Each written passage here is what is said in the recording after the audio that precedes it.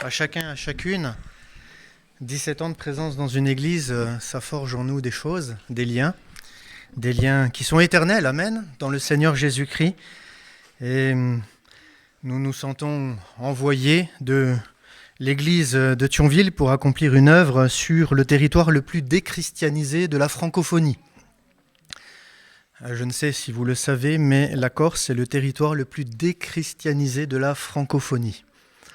Mais nous bénissons le Seigneur de ce que nous croyons que Dieu a conduit nos pas pour permettre encore à l'Évangile de percer et de permettre à de nombreux Corses de découvrir le message de l'Évangile. Amen. Parce que nous ne voulons pas prêcher autre chose que l'œuvre de la croix. Nous ne voulons pas prêcher autre chose que l'amour de notre Dieu. Amen. Qui nous a réconciliés avec lui-même à travers le don de son Fils bien-aimé. Et il est vrai que nous sommes rassemblés pour l'honorer, l'adorer, pour commémorer sa grâce envers chacun de nous à travers le pain et le vin, mais nous proclamons également à travers la Sainte Seine que non seulement Jésus est mort, qu'il est ressuscité, mais qu'il revient. Amen. Et force est de constater à travers notre actualité que Jésus revient bientôt.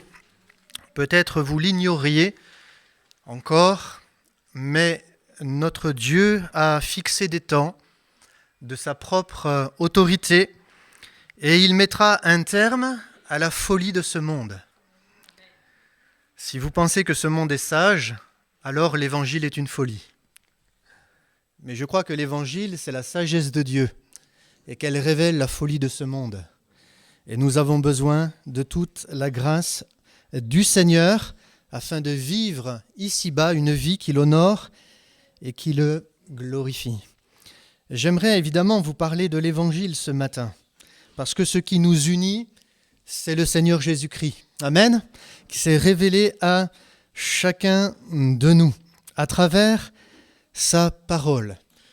Quand on réfléchit au cadeau que Dieu nous a fait de révéler sa parole, on est émerveillé parce qu'on s'aperçoit que sa parole, la parole de Dieu, est une source de vie, parce qu'on s'aperçoit que la parole de Dieu est un message vivant, un message puissant, un message qui communique une vie glorieuse, une vie merveilleuse. C'est la vie du Seigneur Jésus. Et nous bénissons le Seigneur, nous qui l'avons rencontré, parce qu'autrefois nous étions sans Dieu, nous étions sans espérance dans ce monde. Et nous étions chacun dans une voie qui nous menait à la perdition, nous enseignent les Écritures. Nous vivions selon notre morale et nous n'avions que très peu de repères dans ce monde. Mais voilà, Jésus s'est révélé à nous. Amen. Et pour moi-même, je bénis le Seigneur où à l'âge de 14 ans, il s'est révélé à ma vie. Et le Seigneur a changé mon cœur. Il m'a donné l'occasion de pouvoir être appelé pour le servir alors que j'étais sur la voie du meurtre. Mais Dieu m'a sauvé. Et Dieu peut nous sauver encore. Amen. Il sauve ceux qui se confient en lui. Certains pourraient dire au milieu de nous, mais je n'ai pas besoin de Dieu. Vous savez, c'est l'attitude de ce monde. Ce monde nous dit sans cesse, nous n'avons pas besoin de lui. Et en France particulièrement, puisque avec les différentes lois de notre pays, notre chère France a choisi d'être un État laïque. C'est une vraie religion, la laïcité. Celle de l'athéisme. Celle d'une France où l'on ne veut plus entendre parler de Dieu. Où on rejette l'Évangile. Où on conçoit l'Évangile comme étant une folie. Et pourtant, c'est la sagesse de Dieu manifestée pour le salut de quiconque croit. Et si nous regardons les actualités, si nous regardons autour de nous, et si nous avons l'honnêteté de regarder à notre propre cœur, est-ce que nous pouvons dire ce matin que tout est merveilleux? Que nous sommes des hommes et des femmes heureuses? Je ne crois pas que dans ce monde, beaucoup peuvent l'affirmer vraiment. Mais nous bénissons parce que l'Évangile, c'est une heureuse annonce, une bonne nouvelle. Et Dieu a le pouvoir de changer le mal en bien. J'aimerais vous parler de l'Évangile à travers ce thème, salut et crainte de l'Éternel, parce que nous pouvons constater que dans ce monde, il n'y a plus la crainte de Dieu. Les hommes ne se soucient pas de Dieu. Ils ont même une conscience de plus en plus éteinte, obscurcie, comme un voile qui est sur le cœur et qui les empêche finalement d'analyser leurs pensées, leurs actes, ce qu'ils sont à la lumière des Écritures. Ils n'ont plus aucun repère et leur vie n'est que désordre, n'est qu'impiété, n'est que méchanceté, égoïsme, n'est que tromperie. On veut s'illusionner en pensant que dans ce monde on peut trouver le bonheur et on court après. Alors pour certains, c'est l'argent. On recherche le bonheur à travers les biens que nous pouvons posséder. Mais la Bible dit que le bonheur ne dépend pas de ce que l'homme possède. Et dans ce monde, certains, ont voué leur vie à l'amour de l'argent. Mais la Bible dit que c'est la racine de tous les maux. Et qu'à cause de cela, nombreux se sont perdus dans des chemins de désespoir. Mais il y a un autre chemin que la Bible nous présente, c'est un chemin qui nous conduit dans la vie éternelle. Parce que nous croyons en Dieu ou pas, nous n'avons pas choisi de vivre. Il me semble que personne ici a choisi de naître dans ce monde. Et puis vous remarquez que, comme la Bible dit, nous sommes nés de la poussière, nous retournerons à la poussière. Et personne ne choisit, à moins d'un acte de folie, de désespoir, de quitter ce monde. Mais un jour, nous retournerons quand même à la poussière. Avant d'aller plus loin dans la parole de Dieu, je voudrais vraiment vous saluer et notamment vous apporter les salutations de l'église d'Ajaccio. Mon épouse, mes enfants auraient vraiment aimé être présents, surtout Emma, Véronique aussi. Mais voilà, maintenant, il y a une certaine distance qui nous sépare. Mais l'amour qui nous unit est beau, n'est-ce pas? Il est merveilleux. Merci pour vos prières. Dieu nous a fait grâce. La fin de l'année dernière était difficile pour nous. On est dans une œuvre missionnaire, dans une terre où il y a beaucoup d'occultisme, où on pratique l'oshiu. C'est quoi l'oshiu? En Corse, ce sont des pratiques de magie blanche et de magie noire pour écarter le mal ou pour apporter le mal. Et il y a différentes pratiques de toutes sortes. Et en une semaine, nous avons été comme criblés par l'adversaire. Vous avez pu avoir quelques nouvelles de notre part. Moi-même, on me découvrait une tumeur. Mon fils perdait son emploi, ma fille aussi, dans la même semaine. En allant à l'église, j'avais un accident de scooter, on m'est rentré dedans. Et puis, mon épouse, des problèmes de santé. Mais vous voyez, Dieu est bon. En toutes ces choses, nos cœurs étaient portés dans sa paix. C'est beau d'être dans la paix du Seigneur. Vous savez, quand on lit l'Évangile, souvent, on aimerait que le Seigneur se mette debout dans la barque de notre cœur et prenne autorité sur la tempête, n'est-ce pas?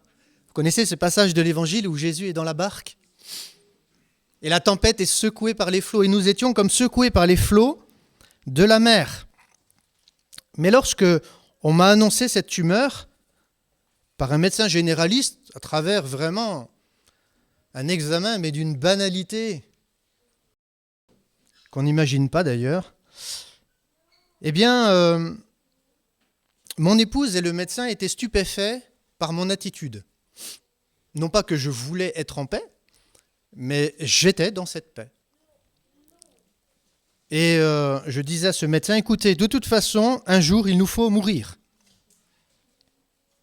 Mais notre vraie vie n'est pas dans ce monde. Vous savez, pour nous qui sommes chrétiens, nous avons une espérance. Parce que la vie ici-bas s'arrête, un jour. Mais la vie que nous avons en Jésus, elle est éternelle. Notre vie n'est pas dans ce monde présent, dans ce siècle présent qui est mauvais. et qui est dominé par la puissance de Satan. Parce que les hommes sont dans l'illusion de croire qu'ils peuvent maîtriser leur vie, leur destinée, qu'ils peuvent choisir par eux-mêmes, pour eux-mêmes, ce que sera demain. Mais la réalité, c'est que personne ne choisit vraiment. Et que bien souvent, nous subissons la vie plus que nous la contrôlons.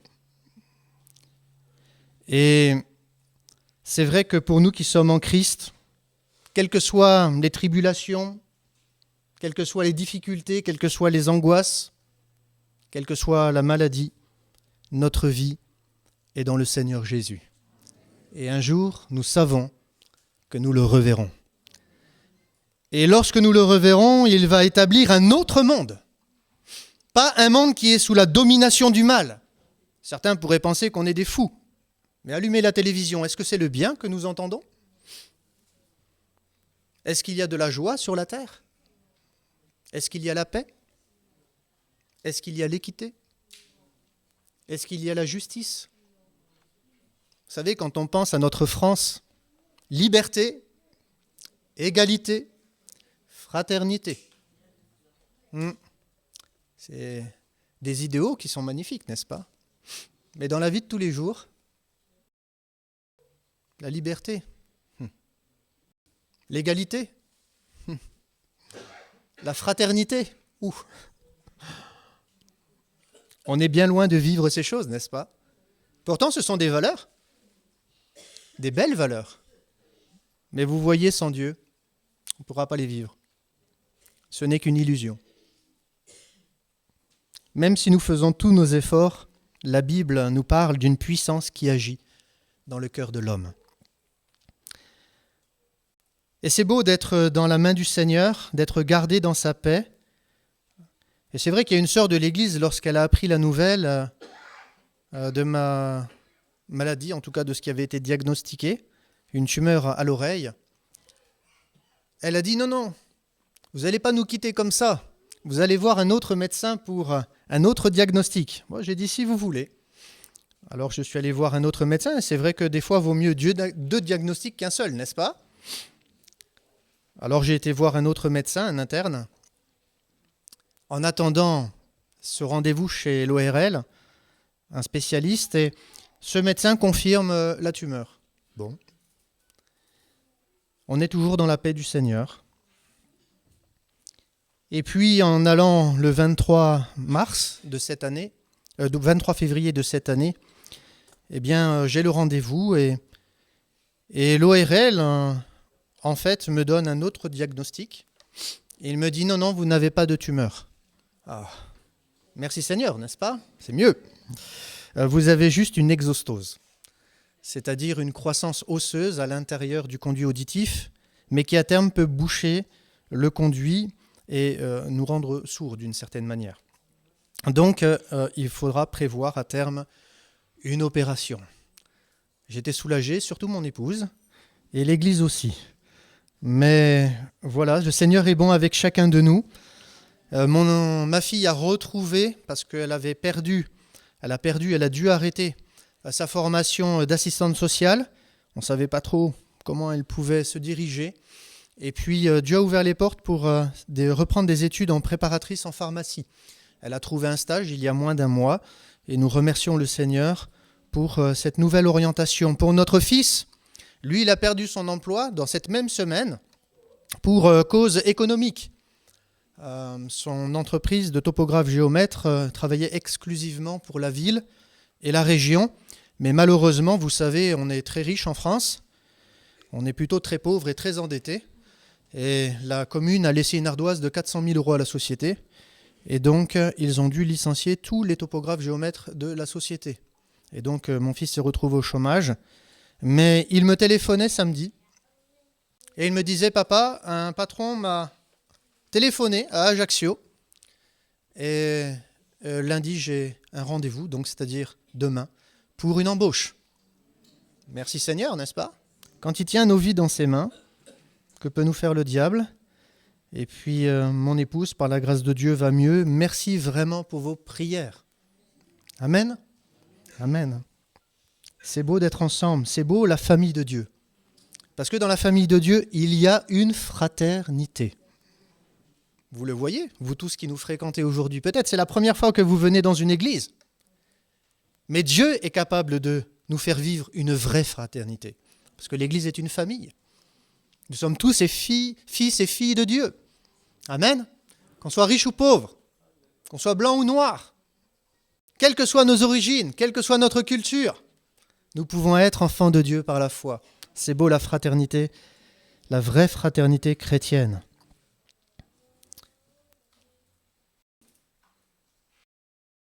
Salut et crainte de l'Éternel. La Bible dit ceci dans le livre de Job au chapitre 28, verset 28, et nous allons ouvrir la parole de Dieu, qu'elle fasse son œuvre en chacun de nous. Job chapitre 28, verset 28, un homme qui a beaucoup souffert, un homme qui a réalisé que la plus grande des bénédictions, ce n'est pas toutes les richesses qu'il peut posséder, ce n'est pas la santé, ce n'est pas d'être respecté dans ce monde, d'avoir une certaine position d'autorité.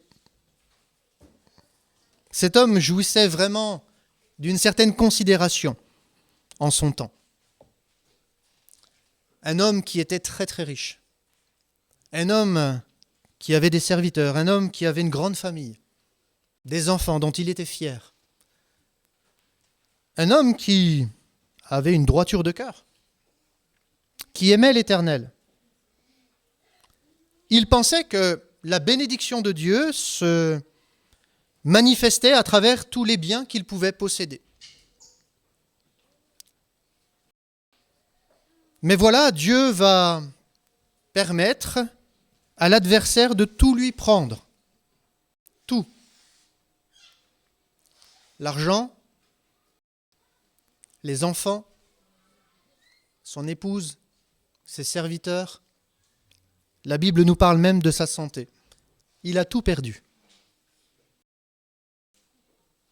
À l'exemple des SDF qu'on peut croiser dans la rue. Un homme qui possédait tout se retrouve avec rien.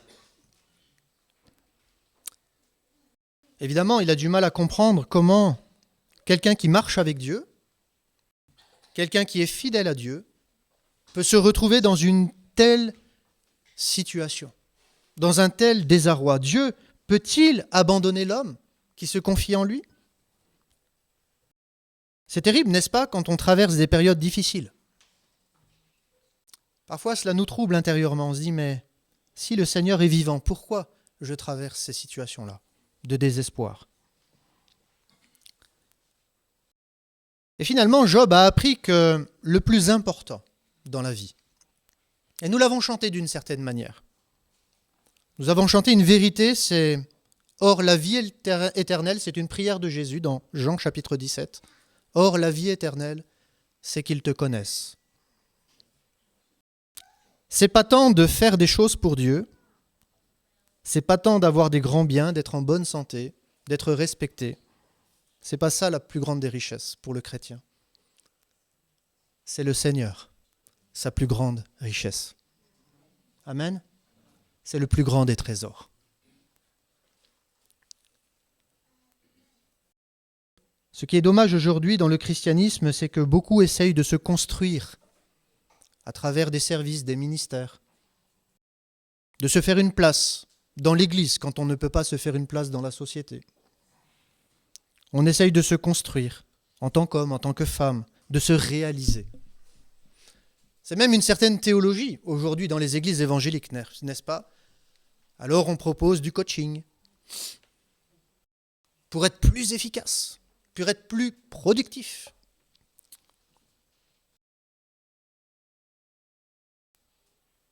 Dieu nous appelle, c'est vrai, dans la vie chrétienne, à construire. Parce que Jésus a dit « Je bâtirai mon Église ». Mais voilà, la plus grande des constructions ne concerne pas ce que nous pouvons faire pour lui, mais de ce qu'il fait en nous.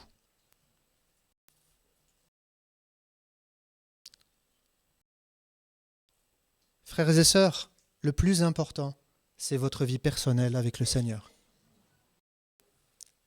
c'est la place que vous donnez à Dieu pour lui permettre d'exister en vous. Comme le Père avait toute sa place dans le cœur de Jésus. Vous savez, Jésus n'a pu accomplir l'œuvre qu'il a accomplie que parce que le Père et lui étaient un. Nous pourrions briller de nous-mêmes, mais le Fils de Dieu n'a pas cherché à briller de lui-même.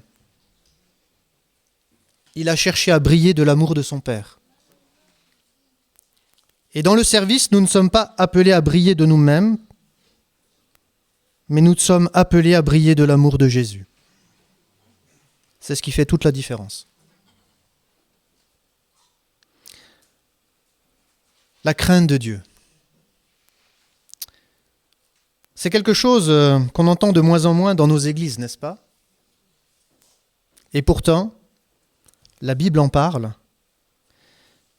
Et dans le livre de Job, il est écrit « Voici la crainte du Seigneur, c'est la sagesse. S'éloigner du mal, c'est l'intelligence. » Est-ce qu'il y a des hommes et des femmes intelligentes ici? Je le crois, hein? En Corse, on m'agagne beaucoup. C'est-à-dire, il y a beaucoup d'humour. On se cherche, on se taquine. J'espère que vous ne serez pas choqués quand je vous taquine. Y a-t-il de la crainte de l'Éternel au fond de notre cœur? Finalement, mais c'est quoi la crainte de Dieu? Je crois que l'Église est appelée à grandir dans la crainte de Dieu. Amen. Et dans le psaume chapitre 111, verset 10, il est écrit « La crainte de l'Éternel, c'est quoi? C'est le commencement de la sagesse. »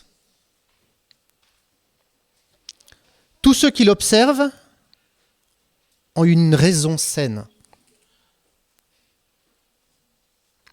Et sa gloire alors subsiste à jamais. Dans la version Bible français courant, il est écrit ceci, psaume 111, 10, « Reconnaître l'autorité du Seigneur est l'ABC de la sagesse. » Tous ceux qui la pratiquent montrent leur bon sens. La gloire du Seigneur subsiste pour toujours.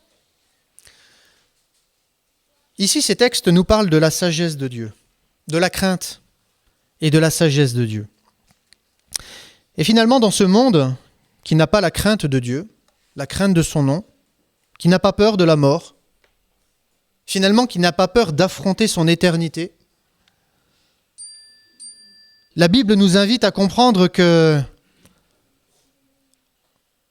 si nous lisons sa parole, si nous acceptons de nous tourner vers lui, d'incliner nos cœurs à l'écoute de sa voix, Dieu peut changer notre vie. Il peut changer notre folie. Il peut changer ce qui est déraisonnable en nous. Il peut changer ce que le péché a désordonné.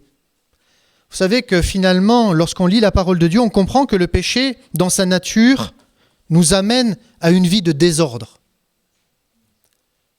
C'est quoi avoir perdu tout repère?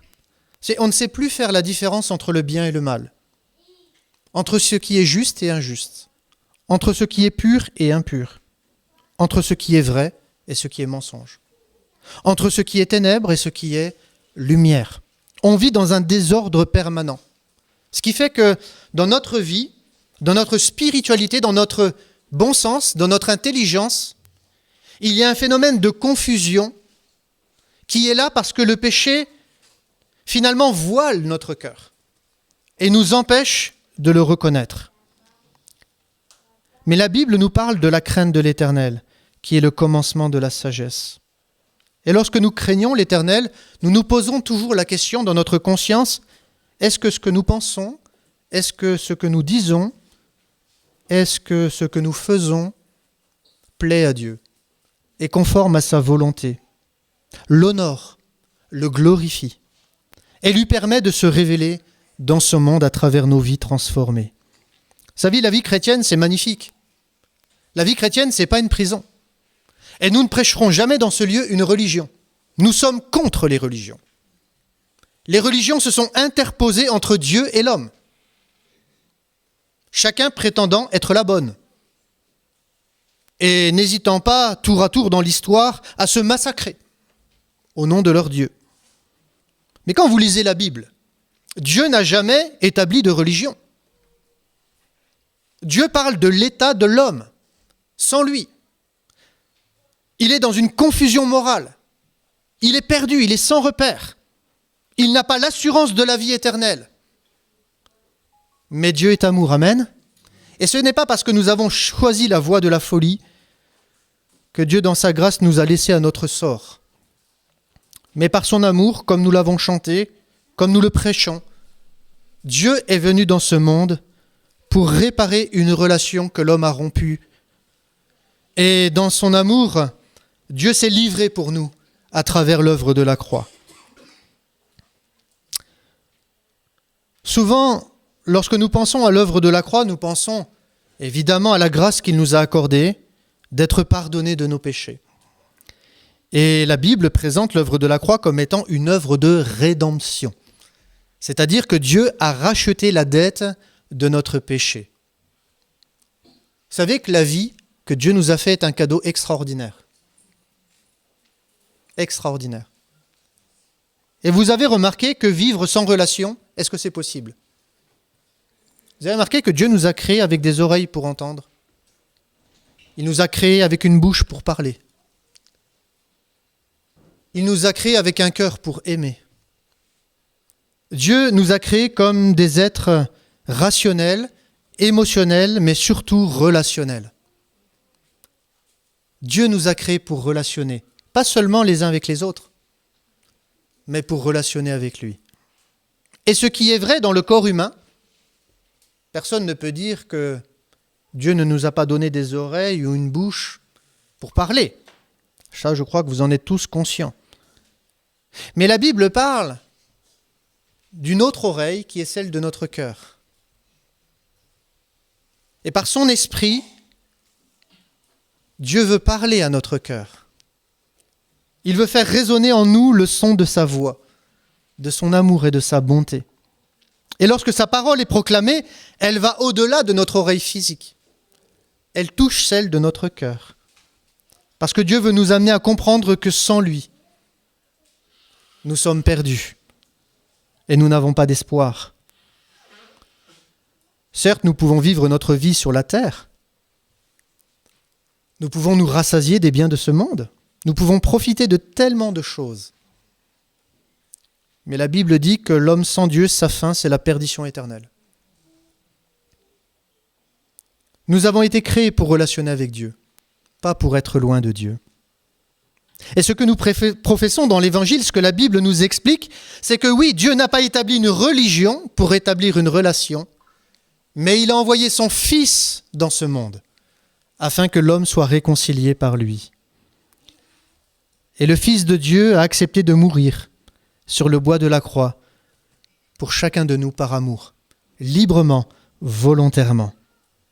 Pourquoi la croix ? Pourquoi une mort sanglante ? Pourquoi le sang versé ?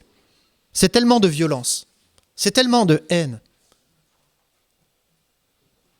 Pourquoi fallait-il que Jésus souffre la croix ? Je ne sais pas si vous vous êtes un jour posé cette question. Mais dans le mot rédemption, dans la langue hébraïque, vous avez une réponse. C'est que Jésus est le Goël, il est le Rédempteur. Qu'est-ce que ça signifie ? Dans la langue hébraïque, le Rédempteur, c'est le vengeur de sang. Sous la loi, lorsqu'il y avait un meurtre, Dieu autorisait la famille à se venger. Vous savez, en Corse, il y a des codes d'honneur, comme au Japon, comme dans certains pays. Le sang appelle le sang. Et quand le sang est versé par un meurtre, eh bien, la famille de la victime a le devoir et le code de l'honneur de venger le sang versé, en tuant le meurtrier. Et ainsi va la vie. Je sors d'un procès aux assises. Une famille de l'église avait une fille de 23 ans, Kimberley. Elle avait un petit copain, un ami, mais elle s'est séparée de lui. Et ce garçon l'a retrouvée chez elle, il l'a étranglée et il l'a assassinée de 11 coups de couteau. Terrible, n'est-ce pas? Terrible. Dieu est le vengeur du sang. Pourquoi? Parce que le péché se manifeste de la manière la plus sordide dans ce monde à travers le meurtre, l'assassinat. Pour quelque motif que ce soit. Et Dieu a fait retomber sur son Fils, à la croix du calvaire, le sang des innocents.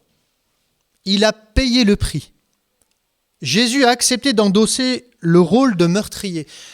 Parce que Jésus, sur la croix, vous avez remarqué, était entouré de 2 meurtriers. Et il a été mis au rang des coupables. Jésus a accepté de porter le poids des péchés de l'humanité. Et le pire des péchés, c'est d'ôter la vie. Et le Père a fait retomber sur lui l'iniquité de nous tous. De sorte que tous les hommes, même les pires criminels, s'ils demandent pardon à Dieu, peuvent être sauvés. C'est beau l'amour de Dieu, n'est-ce pas? C'est pour ça que la Bible dit « À moi la vengeance, c'est moi qui rétribuerai, dit l'Éternel ». Parce que Jésus a vengé le sang des innocents en livrant son Fils sur le bois de la croix. Nous n'avons pas à nous venger nous-mêmes du mal dont nous sommes victimes. Mais nous voulons laisser le Seigneur accomplir son œuvre. La crainte de Dieu.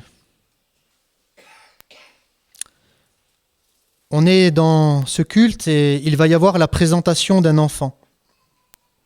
La Bible nous parle de l'enfance de Jésus. Dans l'évangile de Luc, chapitre 2, verset 52. Et la Bible dit que Jésus croissait en sagesse, en stature et en grâce devant Dieu et devant les hommes. Ma prière pour cette famille, Thibaut et Laurine, pour leur petite Sarah, en hébreu, ça signifie princesse. Certainement, aux yeux de leur cœur et des grands-parents, eh bien, cette petite est comme une princesse, un cadeau de Dieu. Mais le désir de nos cœurs, c'est qu'en recevant le message de l'Évangile, elle puisse grandir en sagesse, en stature et en grâce devant Dieu et devant les hommes. Pourquoi nous prêchons l'Évangile? Parce que l'homme est perdu, il a besoin de retrouver le vrai sens de l'existence. Il ne sait même plus qui il est lui-même. Parce que, en réalité, sans Dieu, nous n'existons pas vraiment.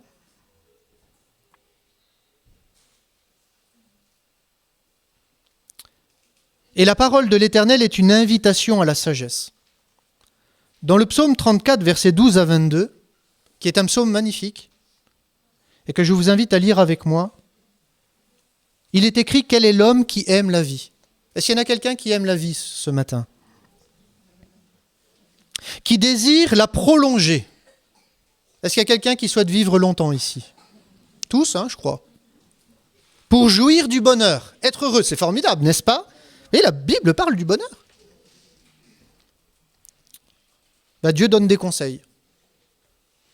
Le problème de l'homme, c'est que la nature du péché va éloigner le cœur de l'homme de Dieu.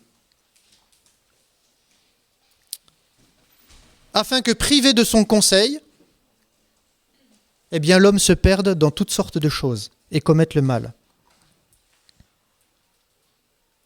Alors, il est écrit ceci. C'est une invitation. Préserve ta langue du mal. C'est facile, ça? De se moquer de l'autre. De mépriser l'autre. De maudire l'autre.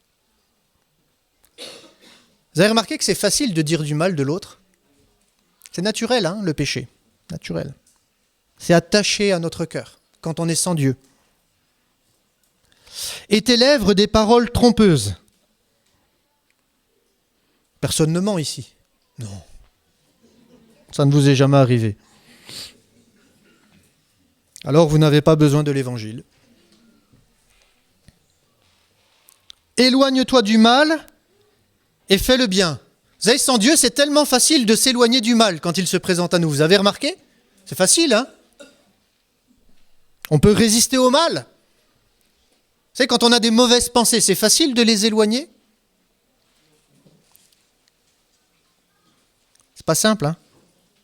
Quand on est rongé par le mal, par exemple, par l'amertume, par la colère, par l'envie, par la jalousie, par la haine, par un désir de vengeance, est-ce que c'est facile de guérir de cela, d'être libéré de cela ? Vous pourrez toujours essayer, sans Dieu, c'est compliqué. On peut peut-être dominer certaines pulsions, mais notre cœur, la Bible dit, c'est la source. Et c'est là que nous pouvons connaître que nous sommes des pécheurs perdus devant Dieu. Parce que c'est du cœur de l'homme que sortent toutes ces choses. Et c'est pour cette raison que l'Évangile nous propose de changer de vie. On peut avoir un cœur nouveau, une mentalité nouvelle, une conscience renouvelée du bien et du mal. Et cette conscience renouvelée nous permet de devenir des hommes sages, des hommes et des femmes qui ont la crainte de Dieu, qui ne veulent pas se laisser manipuler par le diable, qui ne veulent pas se manipuler par les pulsions du péché, mais qui désirent marcher en nouveauté de vie avec Dieu. Alors, il est écrit « Recherche et poursuis la paix ». Les yeux de l'Éternel sont sur les justes, et ses oreilles sont attentives à leurs cris. Mais l'Éternel tourne sa face contre les méchants, pour retrancher de la terre leurs souvenirs. Vous savez que quand le Seigneur Jésus renouvellera ce monde, il retranchera de la terre le souvenir des méchants. On ne se souviendra plus d'eux. C'est terrible, puis à la fois heureusement.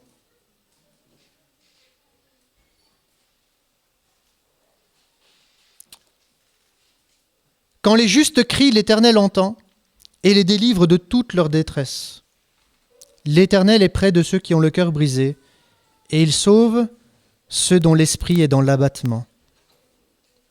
Pour être sauvé par Dieu, pour voir notre vie changer, pour que Dieu intervienne dans notre cœur, il faut de l'humilité. Il faut de la vérité au fond de notre cœur. Il faut nous approcher de lui avec un cœur sincère.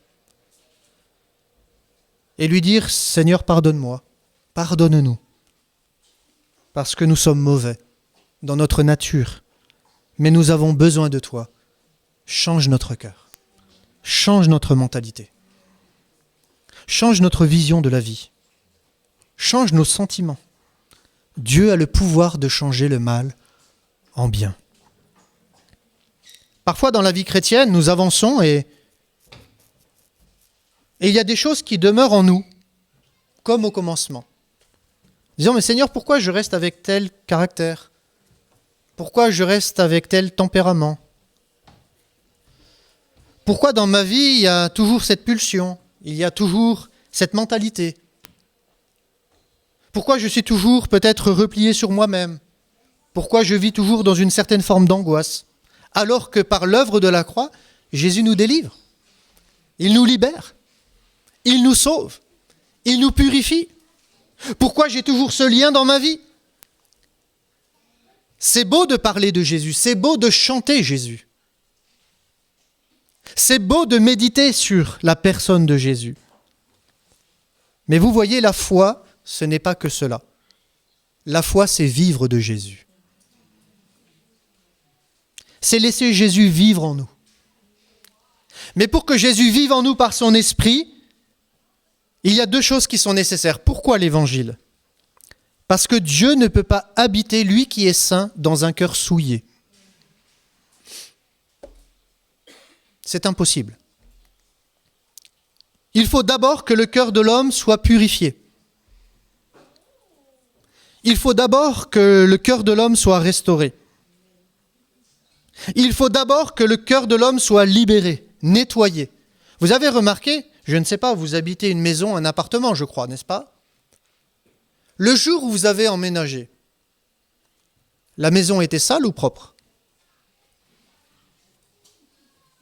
En général, on essaye de poser nos meubles dans des endroits qui sont propres, n'est-ce pas? De s'installer dans une maison ou un appartement qui a été nettoyé, préparé, pour être correctement habité, pour qu'il y ait du bien-être. Parce que quand une maison est sale, est-ce qu'on est dans un bien-être? Non, il y a des mauvaises odeurs, c'est désagréable. Dieu est venu remettre de l'ordre dans le cœur de l'homme. Il est venu purifier notre cœur, le laver, le nettoyer. Pourquoi? Pour y habiter. Et c'est quand Dieu habite dans nos cœurs qu'il peut ensuite intervenir encore plus profondément. Si nous voulons être dirigés par Dieu, il nous faut laisser le Seigneur habiter dans nos cœurs. Et dans ce texte, et je vais m'arrêter là, il y a ce passage, quand les justes crient, l'Éternel entend, et il les délivre de leur détresse. Et ce passage dans le psaume 34 est simplement la traduction en français du nom de Jésus. Yeshua en hébreu. C'est un nom propre qui est composé de deux verbes. Il y a le verbe yasha, sauver. C'est pour cette raison que souvent, dans nos églises, on a la convention de dire que Jésus signifie l'Éternel sauve, Dieu libère, Dieu guérit, Dieu bénit. Amen. Amen. Mais ça, c'est le deuxième verbe de Yeshua. Le premier verbe, en hébreu, c'est shua. Et shua, en hébreu, ça signifie cri au secours. Parce que si nous ne crions pas à l'Éternel, il n'intervient pas. Si nous ne nous humilions pas devant lui, il n'intervient pas. Dieu désire simplement que nous lui laissions toute la place, que nous le laissions faire pour qu'il change le mal en bien. Et lorsque nous lui ouvrons la porte de notre cœur, alors notre vie change. Notre vie change. J'étais un meurtrier moi-même. 14 ans. Dieu a changé ma vie. Amen. Je faisais le mal, mais pas courais vers le mal. Mon cœur était habité par la haine, mais Dieu a changé ma vie. Je ne suis pas devenu un illuminé, mais la parole de Dieu a illuminé les yeux de mon cœur. Mais je vis une vie nouvelle. Réconcilié avec Dieu, réconcilié avec moi-même et avec mon prochain. Et ce passage, il est merveilleux parce que vraiment le psaume 34, mes frères et mes sœurs, nous parle de l'Évangile. Et la Bible dit cette chose qui est merveilleuse. L'Éternel est prêt, il est proche de ceux qui ont le cœur brisé. Et il sauve ceux qui ont l'esprit dans l'abattement. Le malheur atteint souvent le juste. C'est pas parce qu'on est chrétien qu'on n'a pas de problème. Hein. Être chrétien, c'est pas avoir son nom inscrit dans le registre de l'Église catholique. Vous savez, on a accueilli le pape il y a quelque temps de cela, qui est décédé aujourd'hui. J'étais en face de lui à 10 mètres.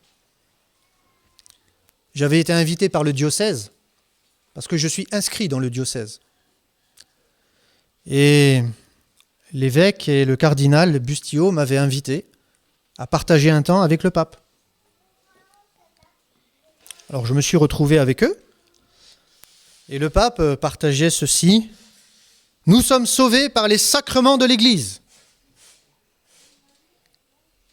Je ne sais pas quel est le verset de la Bible qui le dit, en fait. J'ai lu la Bible plusieurs fois, je n'ai jamais trouvé ce verset dans la Bible. C'est un mensonge. On n'est pas sauvé par les sacrements de l'Église. Ce n'est pas le pape qui est mort sur la croix. Ce n'est pas Marie. Ce n'est pas les saints. Ce n'est pas un père ou une mère. Mais c'est Jésus seul. C'est Jésus seul qui nous sauve. C'est Jésus seul qui peut tout changer. C'est Jésus seul qui peut guider nos pas. Et non, ce n'est pas par les sacrements de l'Église que nous sommes sauvés, mais c'est par la foi en Jésus seul. Une relation personnelle avec Dieu restaurée par le sang de l'agneau. Oui, le malheur atteint souvent le juste, c'est vrai. Être chrétien, parfois on traverse les tempêtes. Mais Jésus nous a fait une promesse, c'est qu'il serait tous les jours avec nous jusqu'à la fin du monde. Jusqu'à la fin du monde. Ce qu'il y a de plus précieux, mon frère et ma sœur, dans toutes les tempêtes, c'est sa présence dans ton cœur, dans mon cœur, dans nos cœurs. Il faut cultiver cette relation à Dieu. Vous savez, on peut chanter des chants, on peut louer le Seigneur, on peut danser de joie, et c'est bien de l'exprimer. Bien sûr, Dieu n'est pas contre, ça fait partie de la louange et l'adoration. Mais quand on étudie l'hébreu biblique, on s'aperçoit que la plus grande adoration, c'est quand on cultive notre relation personnelle avec lui dans le secret de notre chambre. Adorer Dieu, c'est le laisser travailler en nous. C'est le laisser nous émonder, nous purifier, nous guérir, nous consoler. Oui, le malheur atteint souvent le juste, mais l'Éternel l'en délivre toujours. Il garde tous ses os, aucun d'eux n'est brisé. Ça, c'est l'œuvre de la croix. Le malheur tue le méchant, et les ennemis du juste sont châtiés. Parce que Dieu est juste, il ne laissera pas le mal impuni. La Bible nous parle du jugement dernier. Et heureusement qu'il y aura un jugement divin, n'est-ce pas? Parce qu'il y a tellement de crimes qui sont impunis. Mais Dieu est le juste juge. L'Éternel délivre l'âme de ses serviteurs et de tous ceux qui l'ont pour refuge échappent au châtiment. Si nous voulons échapper à la condamnation éternelle, la perdition éternelle, ce que dans l'Église catholique on appelle communément l'enfer, mais c'est un mot qui n'existe pas dans la Bible,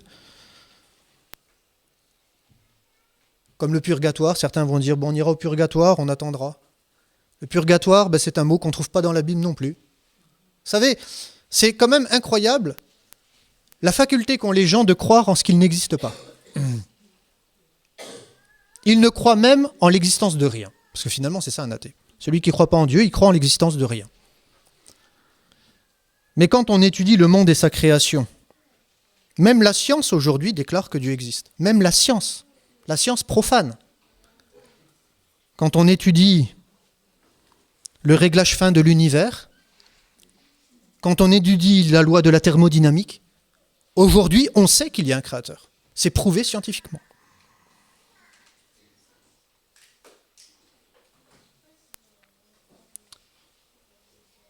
Que Dieu nous accorde la grâce de le connaître, personnellement, et de grandir dans la crainte de Dieu, de chercher sa volonté, à marcher dans ses voies, à lui être fidèle. Oui, nous allons traverser bien des épreuves dans la vie, mais la Bible nous parle de la persévérance des saints.